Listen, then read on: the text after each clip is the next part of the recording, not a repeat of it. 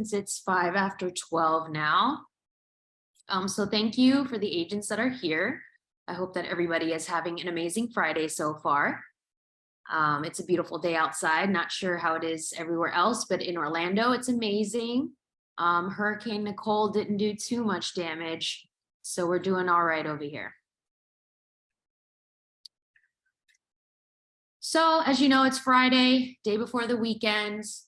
Typically, as agents, we like to do open houses on the weekends. Now, this is going to be for people who actually have active listings.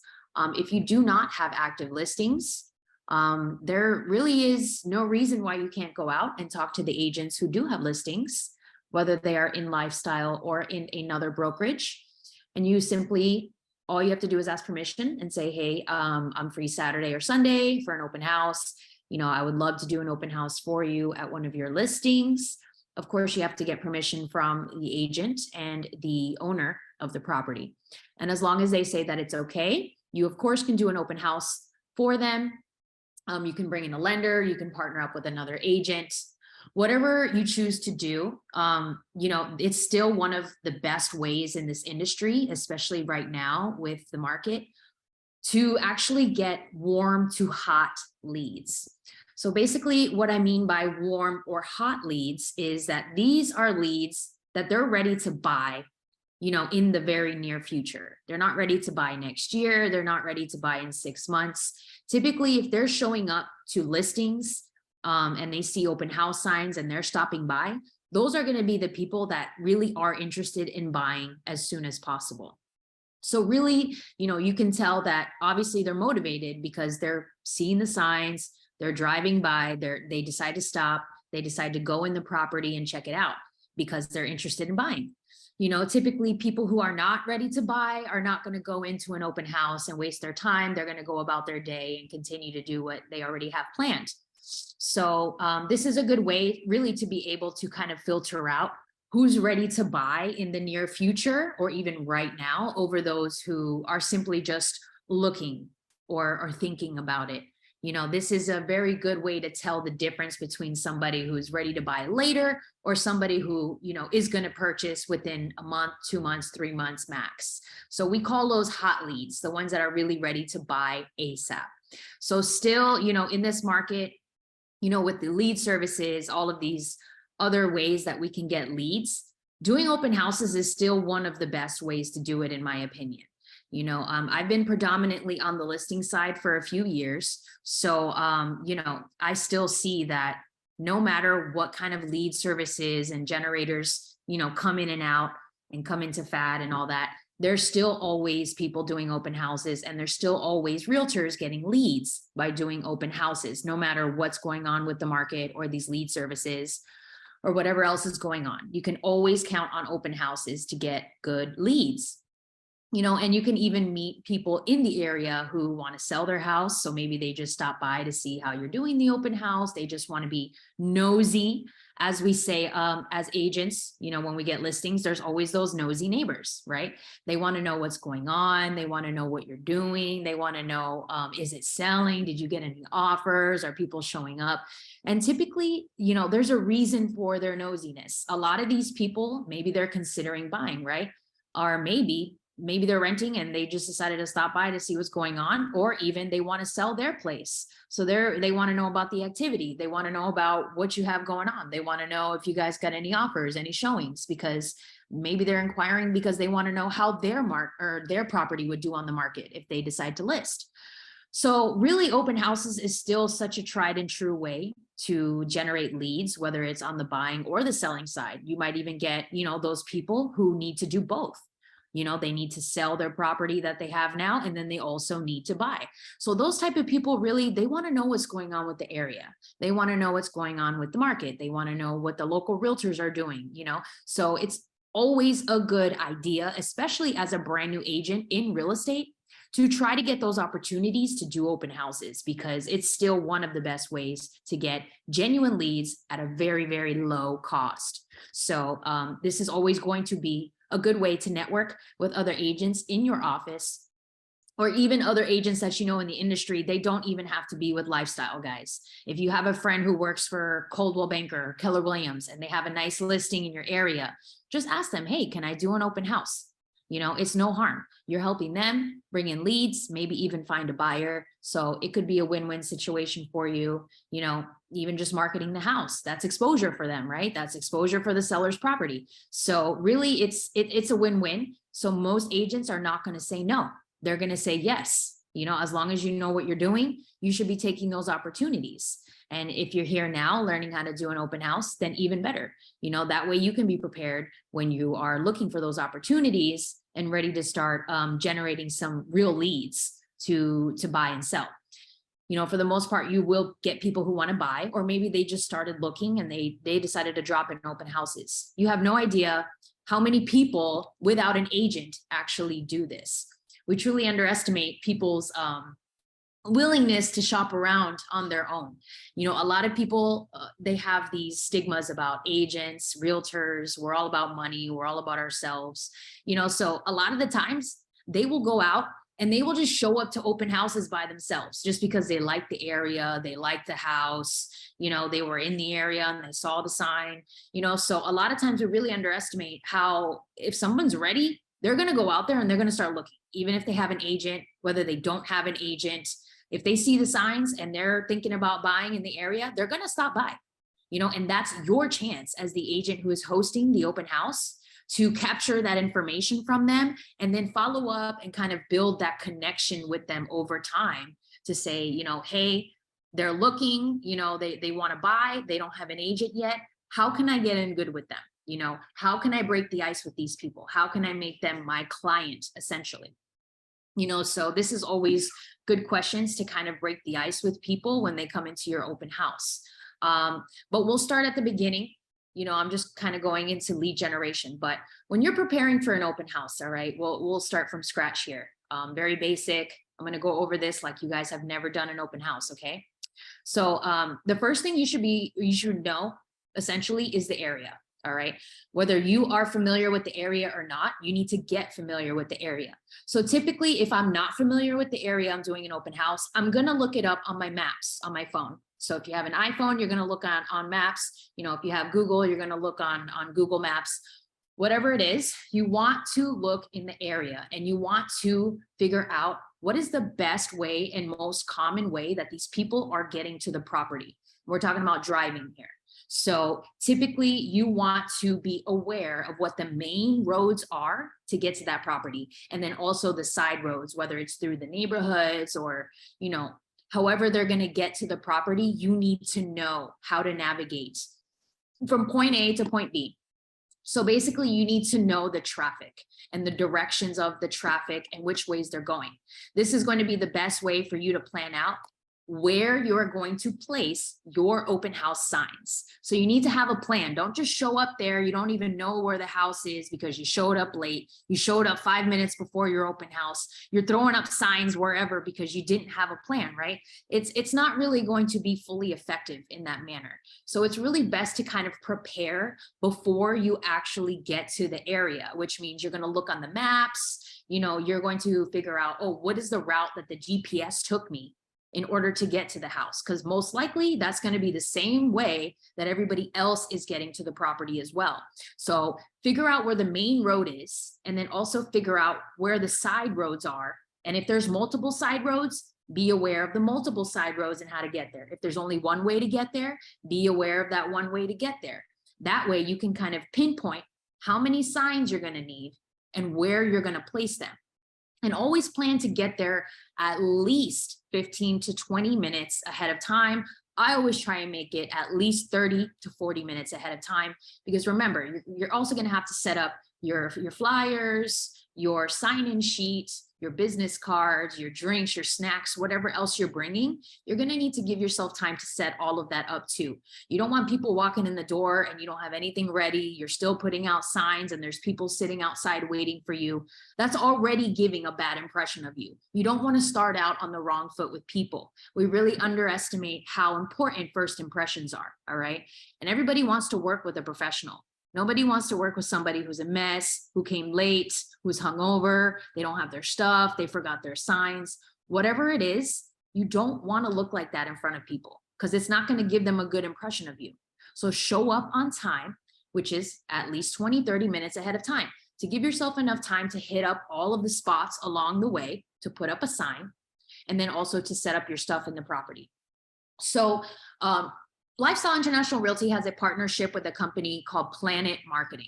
Now, Planet Marketing is a website where you can get signs, you can get cards, you can get flyers, all that good stuff, right?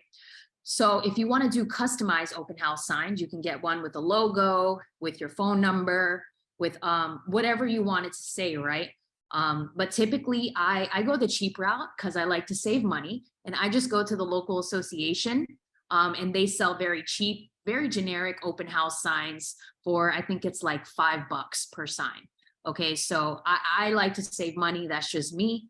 So I go to the association store here in Orlando, which is going to be over off of Lee Road. If anyone from Orlando is here, they have a little store in there that you can go in during business hours. That's, of course, if you're a member of the association, and you can buy signs and all that there. So these signs are going to be very generic. These are not custom signs, but they are about $5 each. And these are the ones from the association. It's like a royal blue color. And then I just have my phone number right here where the arrow is. So the reason I do that is just in case somebody's trying to find the way, but they get lost, they can call the phone number on my sign so that they can still make it. If I have to give them directions or whatever, go outside and wave them down, sometimes it happens. So I always like to put my phone number on the sign. So that way, in case they get lost, they can't find the property, maybe they just have a question, they can text, they can call me, or maybe they just want to know what time the open house is going till. So I do like to put my phone number on the sign. That way somebody can reach out to me if they need to. So this is the signs that I use. These are just the very cheap, generic signs. I do suggest to pick out a color that stands out. I wouldn't go with, black or white or gray. It may look professional per se, but when it comes to driving and when it comes to traffic, you're going to want something that catches people's eye, essentially, that's going to grab their attention while they're driving, because it is a little bit harder to grab people's attention when they're driving, because they're paying attention to where they're going, they're looking at the GPS, they're messing around with the music, they're on the phone, whatever it is. You want to make sure you have something that kind of stands out. So this is why I chose the color blue, because I don't really see blue a lot while I'm driving. Mostly I'm seeing red stop signs, red lights, green lights, green for the grass and the trees. So blue is going to stand out, in the middle of an intersection with a bunch of grass everywhere. Something that's blue like this is going to stand out. So that's how I see it. You have to pick a color that's going to catch their eye, whether it be blue, yellow, orange, red, those type of colors. Those are the things you want to go for so that you can catch people's eye when they're driving. That's what you got to think. All right. That's the intention, because if they don't see your signs, they're not going to come by. And, statistically, from the Realtor Association, they say the most people who show up to an open house are going to be drive-bys. All right. So drive-bys is basically they saw the sign, they decided to follow the signs and stop by in the area. That's going to be the most people that you have showing up. You can promote it on, social media. You can pass out flyers, you can go door knocking. These are all ways you can promote the open house. But statistically, most people who come by are going to come by because they saw the signs and because they were in the area. Okay, so you always want to make sure that you have enough signs, number one. I suggest for every agent to have at least 10 to 12 signs, minimum. Especially if you're in an area that has a lot of side roads, that has a lot of maybe a big, huge neighborhood with a lot of side streets, you're going to want to make sure you have at least 10 to 12 open house signs. So that way you can place them strategically along the way to kind of guide them to the property. If you have a complicated neighborhood and you only put up 3 signs, chances are they might get lost and they might just give up and leave. You know what I mean? And then you just lost out on a good lead because you didn't put out enough signs. You know what I mean? So make sure that you have at least 10 to 12 open house signs, just like this. Like I said, You can go to the association and buy them, at least here in Orlando. Or we have our website, not ours, but who we partner with, Planet Marketing, and their website is realtorprint.com. And you can also buy signs there. Well, somebody said in the chat, do all cities have that, an association store? Okay, so I'm not too familiar with other associations in South Florida. Like I said, I'm in Orlando. So our Orlando Regional Realtor Association has a small store inside the building of the association that's open during business hours, where you can go in and buy signs and tools and stuff like that, flags, pending sign, all that good stuff. So, you know, here in Orlando, that's available. I really don't know. I can't give you a straight answer about the associations anywhere else, just because I'm only a part of the Orlando Regional Realtor Association. But if you want, I would just give your association a call through the member hotline and say, hey, is there anywhere that I can buy open house signs, and see what they say. If not, I'm going to type in the chat the website that that we partner with, and it's called realtorprint.com. I just put that in the chat if you guys want to save that. I bought for sale signs from them, and they turned out great. Cost me about $80 in total with shipping for a very high-end aluminum for sale sign, which I use for my listings. It came out amazing. I love it. It took about a week and a half to get, and that's where I ordered my for sale signs.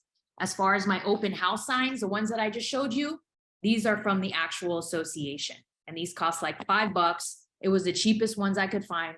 And like I said, I like to save money, so I go wherever it's cheapest. But you can choose to do whatever you like. If you want to get the custom ones, do the custom ones. If you want to get just the simple ones, call and see if they have a store in your association. Okay.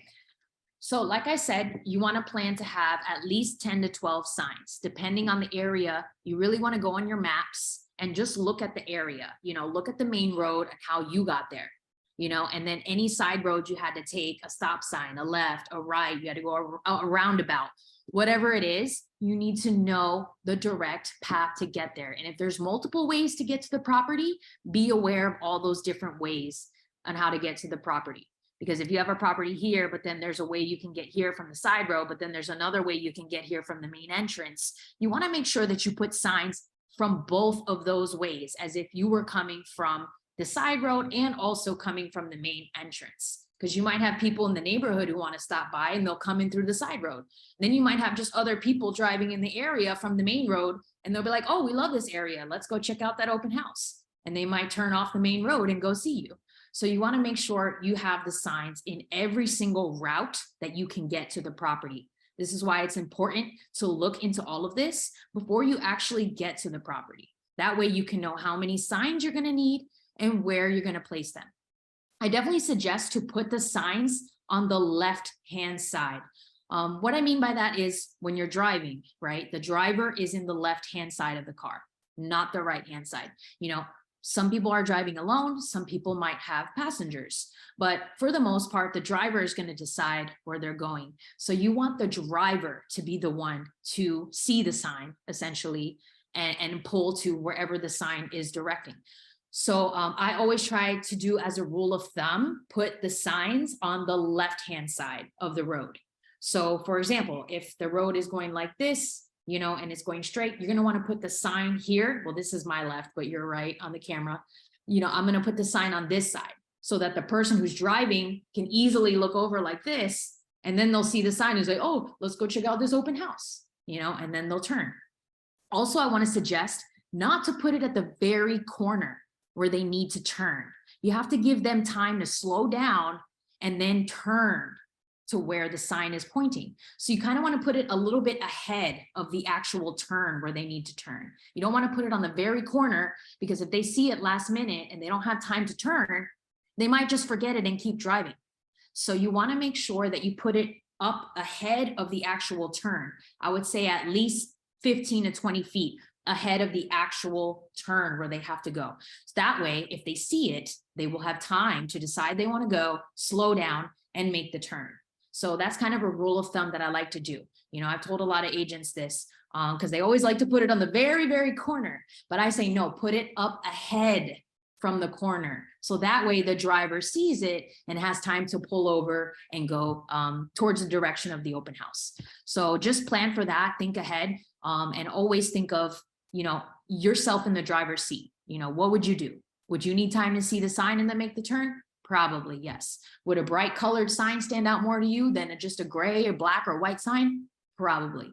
So you just got to think about it in these logical terms. That way you can get the best outcome for your open houses. So it's very good to plan ahead and make sure that you always get bright colors and that you always set them in a place that gives them time to see it, make a decision, and turn where the signs are. Okay. So now let's get past all that. You put up all your signs, you know, directing all the way towards the house from all the different directions you can get to the house, right? You gave yourself 20, 30 minutes to do all that. So now you got 10 minutes, you're heading back to the property. All right. I always like to have an extra sign out by the front door. Okay. A thing you got to know about people is people sometimes can be like, sometimes a little bit too polite. What I mean by that, they might drive up, but then they don't see anybody. They look around and then, oh, we don't want to walk in just someone's house, or they're too afraid to open the door by themselves. They're too afraid to walk in. So what I like to do to kind of combat that is I bought an extra sign that says, welcome, please come in. As you can see, this is just another very cheap generic sign.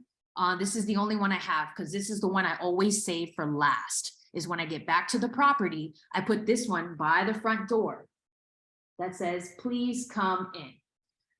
That way they're not standing outside like, oh, no one's here. I don't want to open the door. I don't want to go in without, you know, no one there. You know, people get weird sometimes. So you just want to put something, you know, kind of friendly. So I always like to put this extra sign that says, welcome, please come in. So that way they don't have an excuse to not say that they didn't come in or there's no one there or whatever. So I just like to put this sign out by the front door to show them, hey, it's okay, just come in, basically, you know. Because some people, they don't want to just walk into a random house. You know what I mean? Some people get kind of nervous to do that. So, you know, it's always a good idea to kind of invest in an extra sign if you have the money to do like a welcome sign or just please come in, whatever it says, something along those lines, you know? And if you want, you can even print out a piece of paper and type welcome, please come in, and put it on the door if you want, if you don't want to buy a sign. Just make sure that it's known that they can just walk in, because sometimes people, they feel a certain way and they don't want to do that. So always try to have something to say, hey, it's cool, just come on in, you know, because you want them to come in and not be nervous to open the door or knock or ring the bell, whatever it is. Okay. So I like to put up that sign. I saved that one for very last. Okay. And then now I'm going to talk about supplies. So everybody knows you're doing an open house to get leads, right? So how are you going to capture those leads? Okay. You don't just show up to an open house empty-handed, essentially. So what you want to do is you want to have a nice professional looking sign-in sheet. All right. I suggest to either buy one, a cheap one off Etsy, or maybe create your own template, or you can even search free ones online and download a free PDF and print that out for your open house. Let me show you what I use here for my open houses. Give me 1 second here. Just going to do a quick screen share so you guys can see what I use. Give me a second here. All right, can you guys see that sign-in sheets?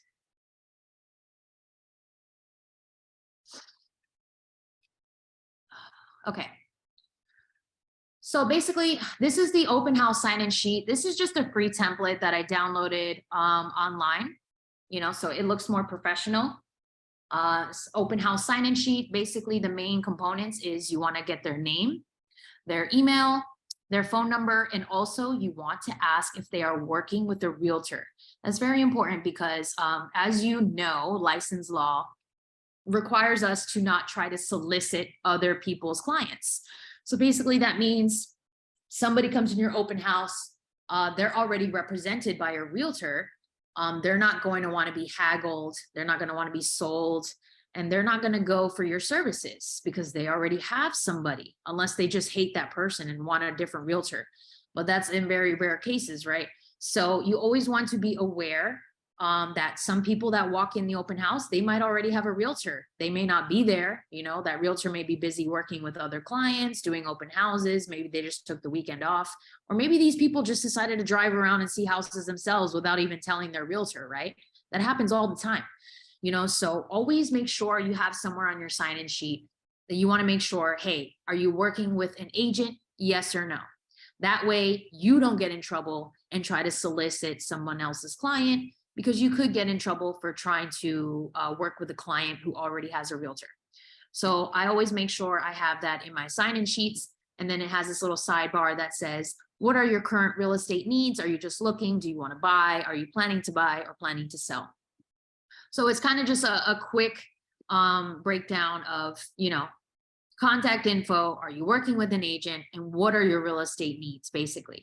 So this is just a very generic open house sheet template that I found online. I downloaded it, and this is what I print out to use at my open houses. Now, this is not required, but if you want to look more professional, you might just want to use a template that's already on the internet. That way it looks a little bit more neat. Somebody said, do you just print with regular paper or a specific one? I just do regular paper, and I print out multiples so I can just have backups for every open house that I do. So if you want to do it more on a cardstock paper, which is that thicker paper, you can do that too. But I mean, it's really not necessary. You can just do regular printed paper.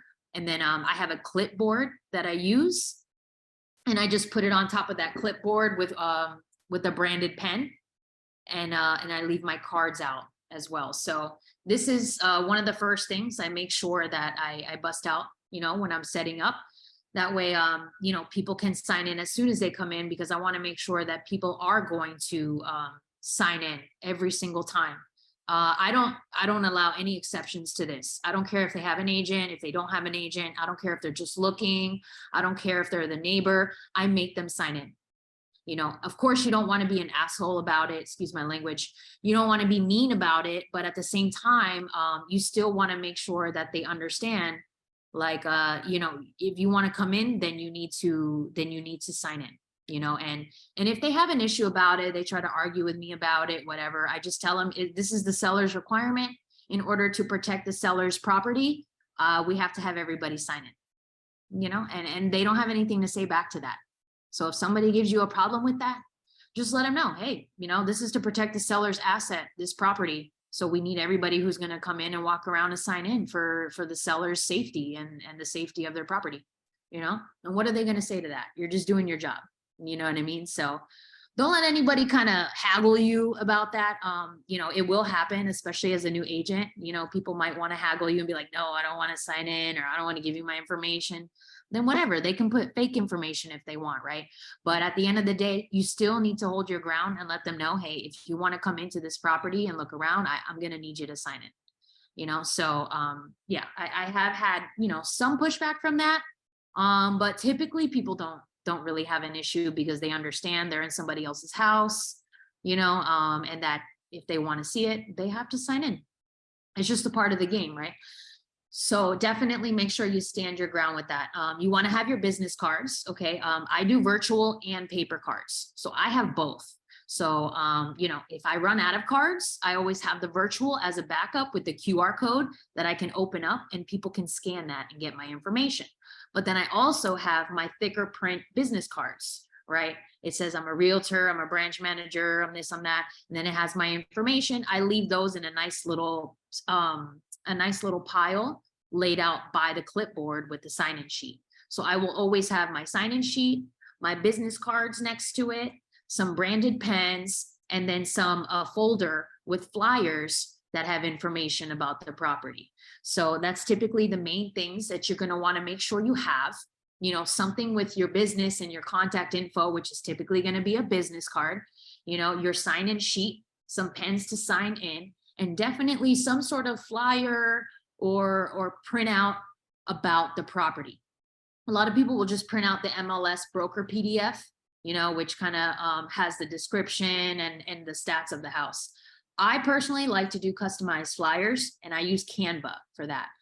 If you guys are not familiar with Canva, Canva is a website where you can create like flyers and custom pictures and all that good stuff. So I like to use Canva, and I'll just pop in maybe like 4 or 5 pictures of the property that I think are the best, right? So I always choose the areas that people want to see, you know, the exterior, the kitchen, the master, the backyard, you know, any area that's been renovated. Those are the pictures I like to use on the main flyer, because you always want the house to be as flattering as possible, right? So you want to choose the best pictures if you're going to create your own flyer. Always make sure you choose the most appealing pictures. You know, buyers typically in this market, what's selling houses is, you know, the kitchen, the master bath, the master bed, you know, the backyard, maybe the living areas. Those are going to be the main areas that people want to see. You know, those are the main areas that sell the house for the most part, especially the exterior. People want to see the exterior too.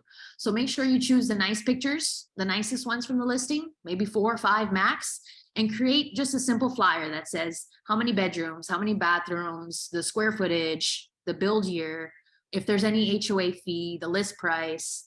And I try not to put open house or a date on it. So that way, if I don't use those flyers, I can repurpose them for the next open house. So I don't put like, oh, open house, you know, what's today's date? I think it's the 10th or the 11th, I'm sorry.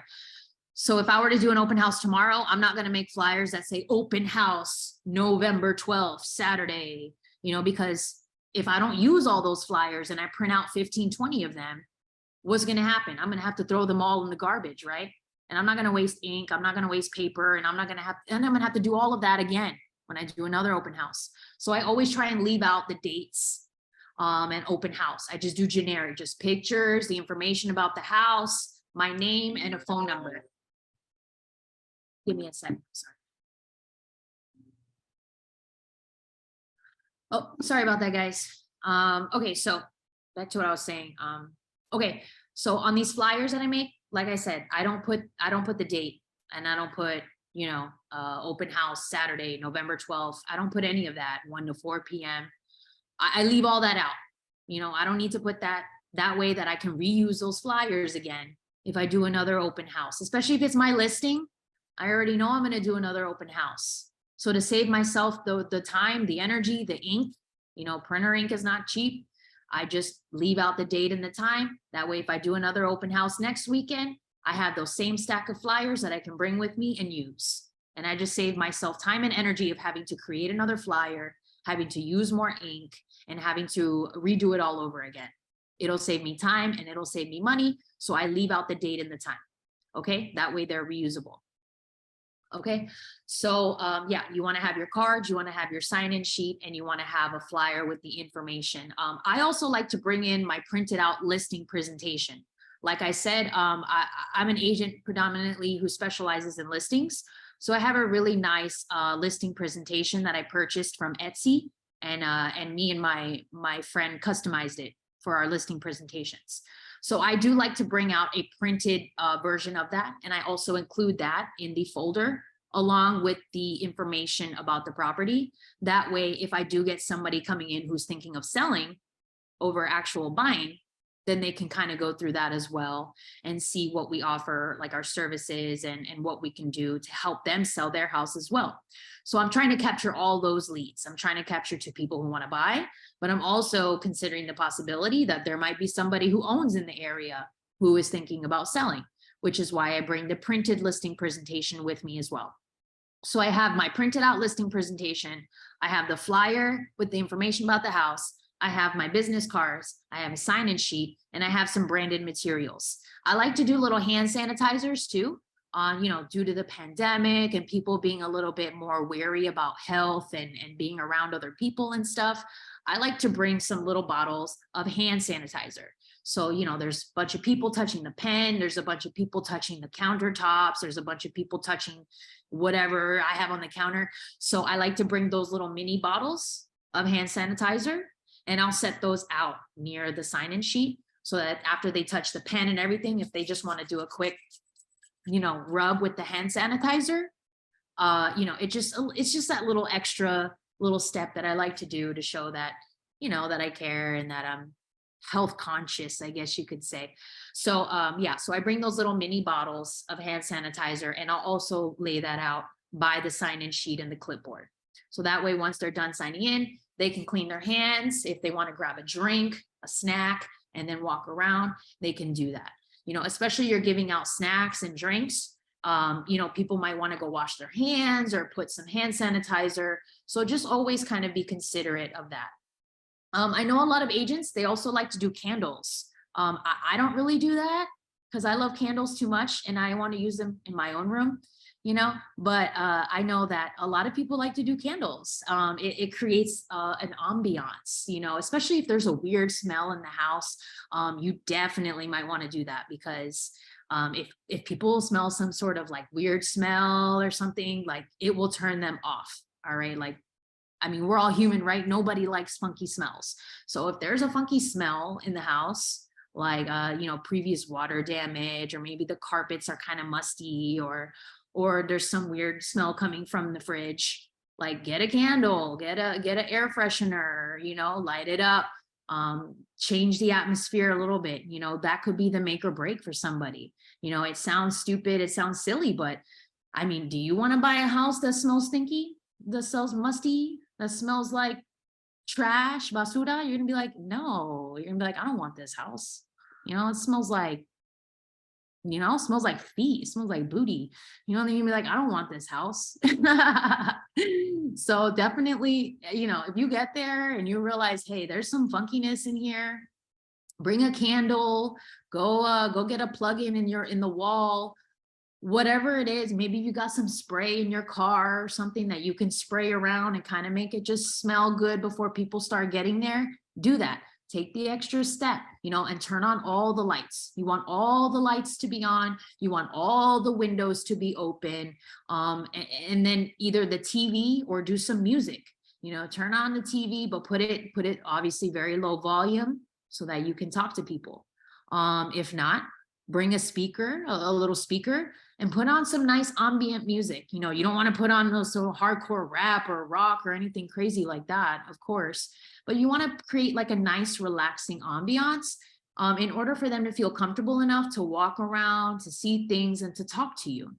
Because a lot of times people get super nervous to go into random houses, because they're like, this is not my house. Especially if somebody lives there, they're like, oh, there's somebody living here. They'll be afraid to walk around. They'll be afraid to open a closet. They don't want to open a drawer, so you want to try to create a very relaxed environment. So that way they can feel a little bit more comfortable to look around, to ask you questions, to open a closet, to open the pantry.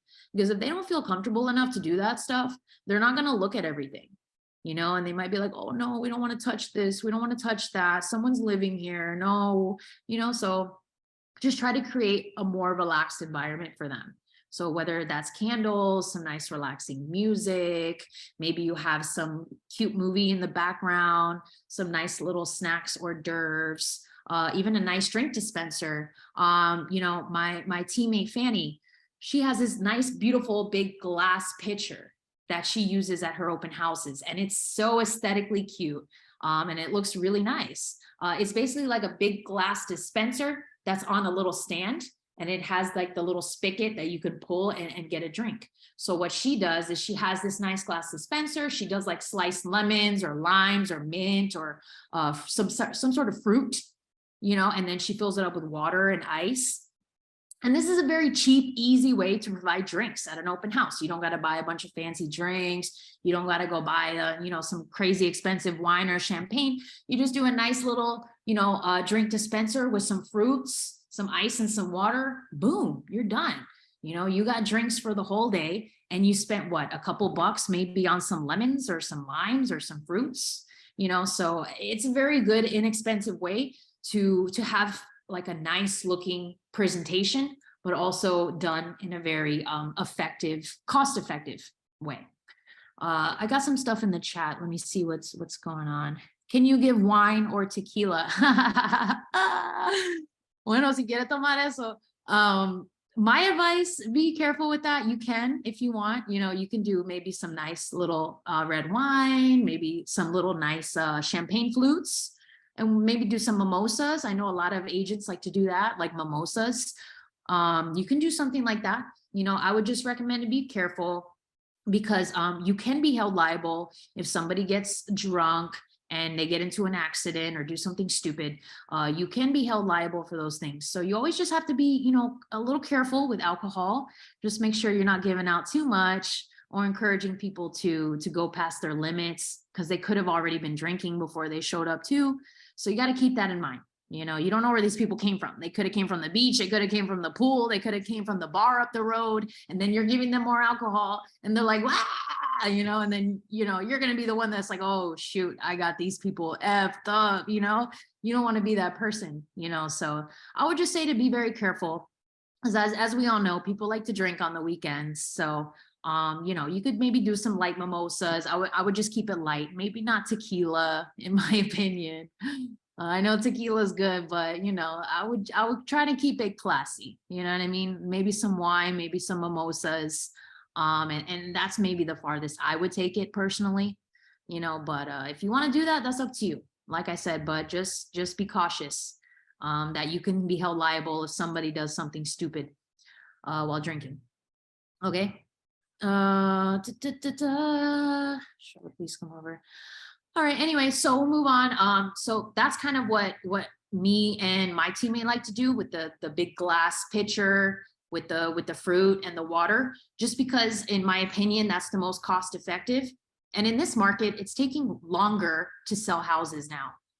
Houses are sitting on the market, sometimes 30, 60, 90 days, obviously, because the market has shifted. The market is a lot slower now. So we're going to have to do more cost-effective ways of doing these open houses because most likely you're going to have to do more than one. Let's just keep it real. It might take you a month. It might take you 2 months to sell the house. So you don't want to just do one open house at the beginning. You want to do at least one every other week, if you can. If you have other agents in your office, in your area, ask them to do it. If you want a weekend off, you could take a weekend off, but just have somebody else do it if you have the listing. You know what I mean? That way the activity keeps going with the property and you keep getting that exposure, whether it's you or another agent doing it.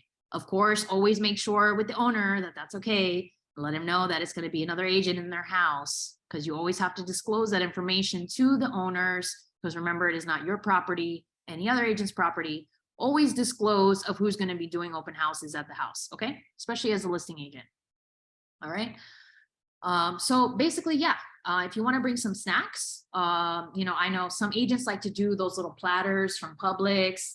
They do like those little sandwich platters or like fruit bowls, or, you could do something simple like that. I partner with New World Title, our in-house title. And here in Orlando, Ashley has been great. She does like little cheesecakes that she makes from home that have like these little designs on them and stuff.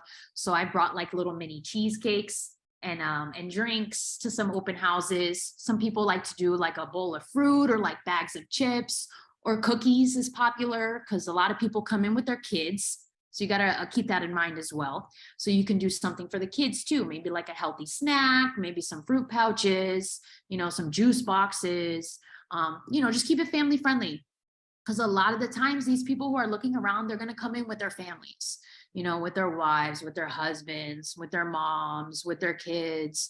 So always have, like family friendly stuff. So you can do like cookies, sandwiches, chips, little desserts, something like that. Pastries is always a good idea, just always be aware of people's allergies and make sure, you tell them, oh, don't, if you have any allergies, don't do this or don't do that or whatever. So just to protect yourself from all liability, okay? As you know, we live in the great United States of America where you can sue for anything. So just always be aware of what you're serving people and make sure you disclose about everything, okay? So basically, yeah. So you want to make sure you get all set up and then that you're ready. By the time that open house starts, you need to have all your signs up. You need to have your welcome, please come in the front. And then you need to have your whole setup inside ready to go.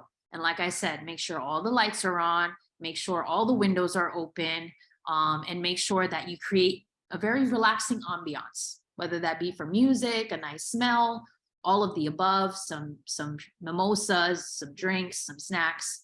whatever it is, and always have them sign in as soon as they come in.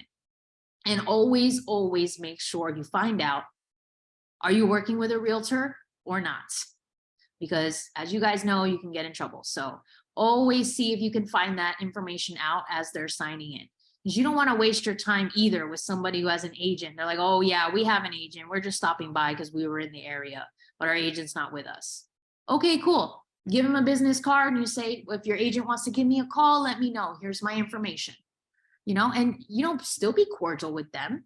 You know what I mean? You don't have to treat them like dirt just because they have an agent. But at the same time, you don't want to solicit them to try to make them your client either. So they might give you their information. So always make sure that you have on that sign-in sheet, do you have an agent? Yes or no. That way you can know who you can call, when you're doing your follow-ups and who not to call. Because typically when I do my follow-ups, I'll do an open house on a Saturday or a Sunday. So then I'll follow up, that Monday, or if it's on a Sunday, maybe that Tuesday. And I'll just reach out with basically like a thank you message. So typically I'll do that through a text message and an email. I'll follow up. I'll give them the link to the actual house, right? And then I'll say, hey, thank you so much. Or I'll introduce myself first. I'll say, hi, this is Jennifer with Lifestyle International Realty. We met at my open house on Saturday. I just wanted to reach out and say, thank you so much for attending my open house. Here's the link to the listing. If you have any questions, please don't hesitate to reach out to me. I would love to help you. Little smiley face, make it cute, try to make it a little more personal. If you guys had a specific conversation about something, mention that. Oh, I know you said you were looking for your son. So if you need help, please let me know. Or if they said, oh yeah, we're thinking about selling our house when you guys talked at the open house, mention that. Oh yeah, so I remember you said you wanted to sell your house. So if you ever want to find out what it's worth, let me know. I'll run a report for you and we'll talk numbers, and just throw that out there. If you remember a specific conversation that you had with them at the open house, bring it up. A lot of them, they might not respond right away, but if they truly do need an agent and they truly are interested and they open up to you about that at the open house, chances are they're going to come back around. They might send you a message when they're ready. Hey, Jennifer, how are you? Yeah, we're still interested, yada, yada, this and that. And then you might get a client right there just because you sent a thank you message and mentioned the conversation that you guys had. People do appreciate that stuff. It doesn't seem like a big deal, but to people it is, especially when you remember what they told you and what you guys talked about in the open house. And then you follow up, and actually mention that through a text, through email, whatever it is. I typically like to do text just because I feel like text is a little bit more personal. I don't like to do calls because Mondays and Tuesdays, a lot of times people are busy. They're taking their kids to school, they're going to work, they're doing whatever, running errands. So I always like to just do a text message. Sometimes I'll even include my business card. I'll send my business card and say, hey, this is Jennifer. It was so nice to meet you on Saturday at my open house. I remembered you said that you were looking in this area and you wanted to buy at this time. I would love to help you. Please let me know, and just send them that message, short and sweet, and remind them that you're there. If they don't answer you, that's fine. You can follow up again. If they do answer you, then keep the conversation going. They might say, hey, we're ready to start looking now. Or we haven't talked to a mortgage lender. Do you have a good one I can talk to? And you say, hell yeah, I have someone, and you get them connected. So you always want to follow up at least a day or two after the open house to kind of be like, hey, it was so great meeting you. Always say it was a pleasure to meet you. Always start it off that way. This is Jennifer with Lifestyle International Realty. It was such a pleasure meeting you on Saturday. Keep it professional, very polite. And then reference the conversation if you guys talked about anything about real estate so that they know you're serious about it, because they see you're getting down to business. They might just choose to work with you because of that. Also, another pointer is everyone's different when it comes to open houses. Some people come in and they want you to pay attention to them. They want you to guide them. They want you to be the tour guide and to take them everywhere and explain the house and explain the stats and explain the square footage and explain, whatever else with the house. Other people, they want to come in, sign in, grab a snack, and they want to look on their own. Everyone's different. Like for me personally, I don't want to be bombarded the whole time when I go to an open house. Like I'll sign in, I'll have a quick conversation, and then I want to look around. Other people, they want their hand held the whole time. They want you to tell them everything. They ask a million questions. They want you to guide them through the whole property. So feel everybody out. Don't just hound people as soon as they walk in the door, because you might alienate them. You know what I mean? But at the same time, if somebody obviously clearly is asking you a million questions, they want to see the house, they want to know everything you know about the property, then you got to be a little bit more hands-on with those people. You see what I'm saying? You kind of have to read the room, like they say. So not everybody wants to be hounded, like, oh, this much square footage is listed at this. This is the HOA. It's got this, it's got that, it's got this, it's got that. Follow me, I'll take you here and there. Then they kind of might be like, like you're doing too much. Like, I just want to walk through and then leave, Then other people are like, oh, well, what's this? What are the sellers negotiable? What's that? Wasn't this upgraded? How old is the roof? Da, da, da. And then you have to be more hands-on with those people. You're going to say, oh, the roof was replaced. This was upgraded. This is the HOA. This is what it's listed for. Let me show you the master. Here's the bathroom. Here's the backyard. Check it out. Oh my gosh. And those people are going to like that because they want that attention. They want to be guided. They want to be informed. And then other people are like, no, I just want to sign in, do my thing, talk to my husband or wife about it, and then leave. So just kind of try to feel people out, because not everybody is going to want that full attention. Some people just want to go in and do a little tour themselves and leave. And that's fine. That's fine. Not everybody's going to be like asking you a million questions and wanting the whole tour and to be followed around the house the whole time. Some people get uncomfortable with that. Some people don't want to be followed around the whole time. They want to just see everything on their own. And then the other people, they do want to be followed around the whole time and they want to know everything. So feel out your people, feel out your guests. That's my tip, because you never know who's going to walk in the door, And pay attention. If you see people who pull up in nice cars, they're wearing nice clothes, they're hanging out with people who also look like they have money. Schmooze them up a little bit. Schmooze them up. Hey, how are you? Welcome. Can I get you something to drink? You guys want a snack? Oh, can you guys just sign in for me real quick? This is the property. We're asking this much. Sellers are negotiable. We're really wanting to sell it. Da da da. And schmooze them up a little bit. The thing I notice about people with money is they like to be schmoozed.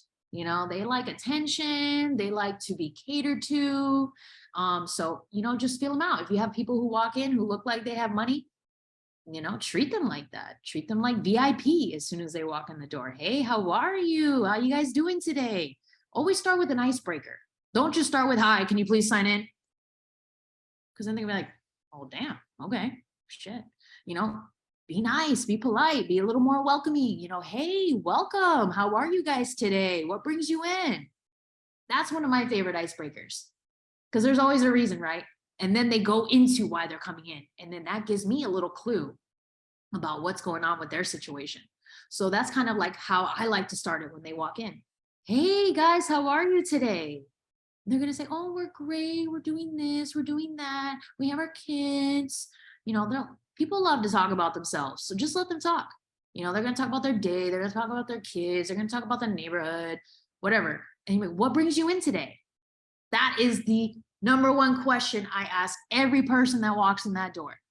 What brings you in today? Oh, well, we're looking to buy because we love this area. Or, oh, we live in the neighborhood and we just wanted to see how this house is doing on the market because we're thinking about selling ours. So there's always that one little clue they're going to give you, right?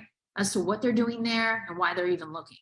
So if you ask the right questions, you most likely will be able to pinpoint why they're even there, and then what your next approach is going to be.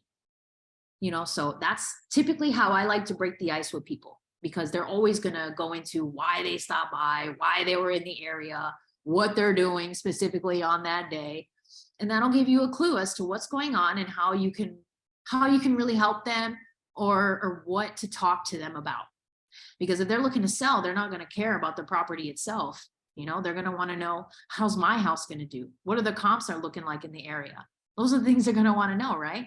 They're not going to care about the flyer or how much square footage that property is, you know, or if they're looking to buy, you know, pinpoint, what are you looking for? You know, are you working with an agent? How long have you guys been looking? You know, are you looking just for yourself or you and your family? Ask them those kind of questions. People love to talk. You just have to know how to keep the conversation going. You know, so ask them those specific questions. How long you been looking? Are you looking to live in this area? Where are you guys from? Oh, you're new to Florida?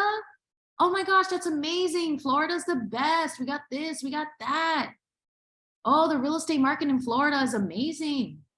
You know, if you know the area, talk about the area. Oh, that's awesome. You guys are new to the area. We got Publix coming up over here. We got this school opening up over here. They're planning to build this over here. There's another whole new part of the neighborhood they're building over here.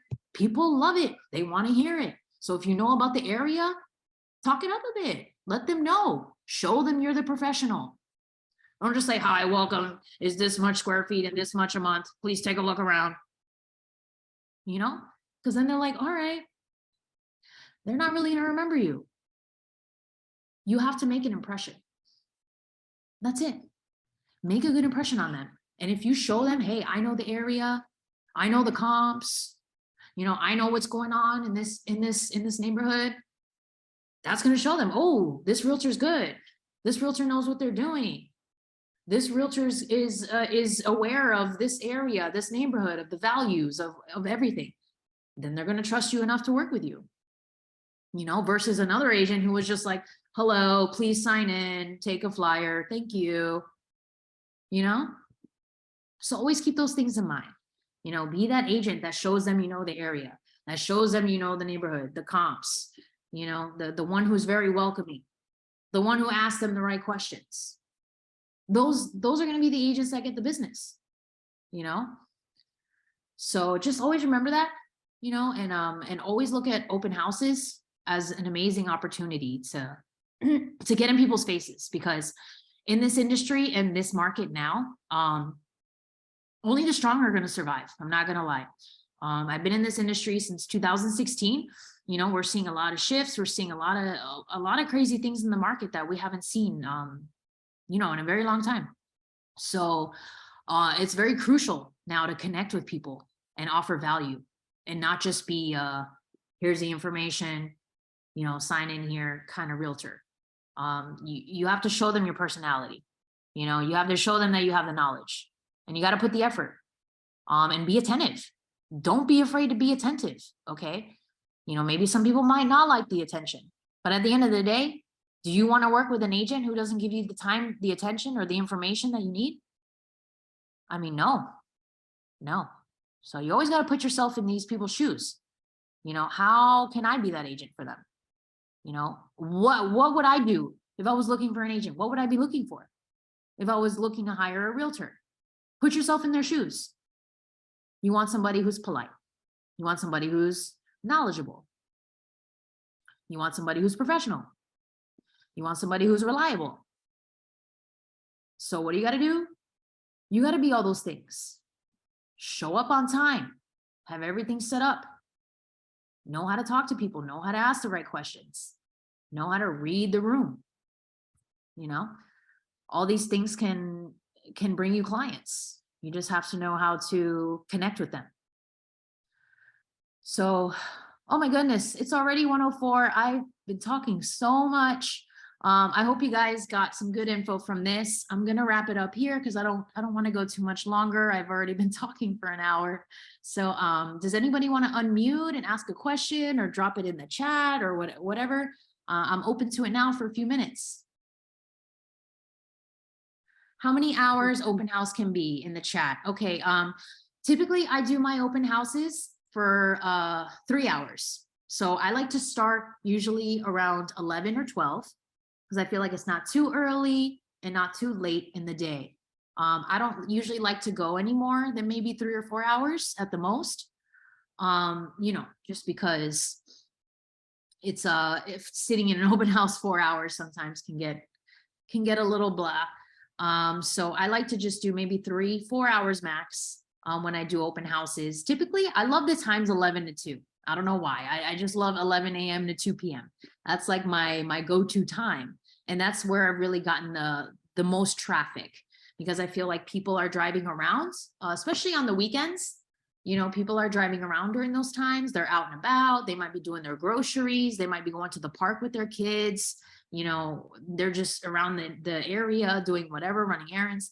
So I typically like to do it from like 11 to 2 or like 12 to 3 is the best times that I like to do it, at least. Sorry guys, give me 1 second. Hey Noel, can I call you right back?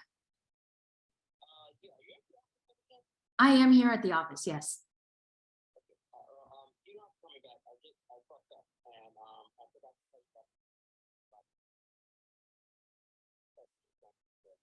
She's here now? All right, well, I'm wrapping up a Zoom class and then I'll meet with her. Is she here like outside? Yeah, tell her give me like 5 minutes. I'm wrapping up a course and then I can sit with her. All right, bye. Hey, sorry, last minute interview that they didn't tell me about. Awesome. Anyways, what was I saying? Oh, so yeah, open house times. I like to do 11 to 2 or 12 to 3 typically, but I usually do mines on the weekend. So keep in mind, if you're going to do during the week, I would probably go for later hours, you know, just so people can stop by after work or whatever. If you're doing it on a Saturday or Sunday, you probably want to stick to a bit earlier times. All right.